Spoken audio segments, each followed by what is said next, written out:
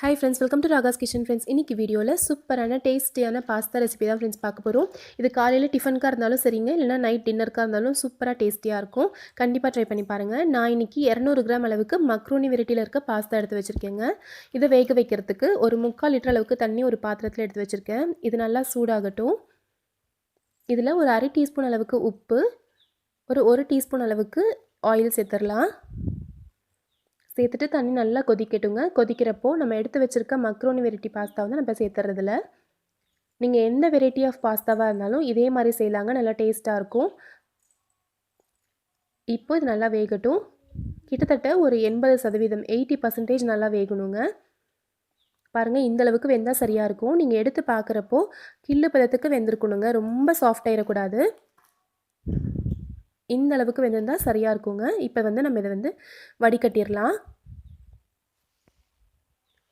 இப்போ இது வடிகட்டிட்டு இதில் ஒரு 2 கப் அளவுக்கு சாதாரணமாக கூல் வாட்டர் வந்து சேர்த்துக்கோங்க. அதாவது குளிர்ந்த தண்ணீர் வந்து சேர்த்துருங்க 2 கப் அளவுக்கு. அப்போ தான் நல்லா உதிரி உதிரியாக இருக்கும்.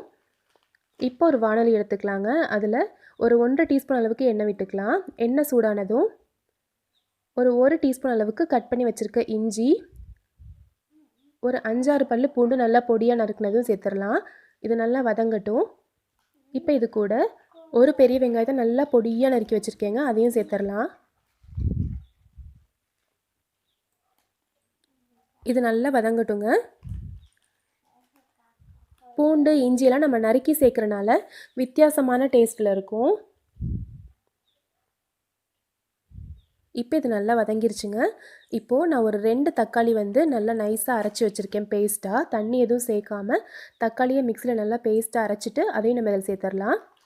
இப்போ இது எல்லாமே சேர்ந்து நல்லா வதங்கட்டும். இப்போ இது கூட இந்த மசாலாவுக்கு தேவையான அளவுக்கு உப்பு, ஒரு 1/4 டீஸ்பூன் மஞ்சள்தூள், ஒரு 1/2 டீஸ்பூன் மிளகாய்த்தூள், ஒரு 1/2 டீஸ்பூன் கரம் மசாலா, இது எல்லாத்தையும் சேர்த்து நல்லா வதக்கிக்கோங்க. இப்போ மசாலா எல்லாம் சேர்ந்து நல்லா வதங்கட்டுங்க. எண்ணெய் பிரிஞ்சு வர அளவுக்கு நல்லா வதங்கணும், அப்போ தான் நல்லா டேஸ்ட்டாக இருக்கும். பாருங்கள், இந்தளவுக்கு நல்லா வதங்கியிருக்கணும். இப்போ இதில் நம்ம வேக வச்சு எடுத்து வச்சுருக்க பாஸ்தாவை சேர்த்துடலாங்க. சேர்த்துட்டு இது நல்லா மிக்ஸ் பண்ணி விடுங்க. மசாலா எல்லாம் நல்லா கலந்து வரணுங்க, அந்தளவுக்கு நல்லா மிக்ஸ் பண்ணி விடுங்க. நம்ம ஒரு 80% தான் குக் பண்ணியிருக்கோம் அப்படின்றனால இந்த மசாலாவில் இது பாக்கி இருக்க 20% நல்லா குக் ஆயிருங்க. அப்போ தான் நல்லா டேஸ்ட்டாக இருக்கும், நல்லா உதிரி உதிரியாகவும் இருக்கும். டொமேட்டோ சாஸ் இருந்துச்சு அப்படின்னா இது கூட ஒரு 2 டீஸ்பூன் சேர்த்துக்கிட்டிங்க அப்படின்னா இன்னும் நல்லா டேஸ்ட்டாக இருக்குங்க. இப்போது மீடியம் ஃப்ளேமில் வச்சு ஒரு 2 நிமிஷம் நல்லா கலந்து விட்டுக்கோங்க. கடைசியாக கொஞ்சமாக கட் பண்ணி வச்சுருக்க கொத்தமல்லி தூவி இறக்கிடலாம். சுவையான சிம்பிளான டேஸ்டி பாஸ்தா ரெடி ஆயிடுச்சுங்க. கண்டிப்பாக நீங்கள் ட்ரை பண்ணி பாருங்கள்.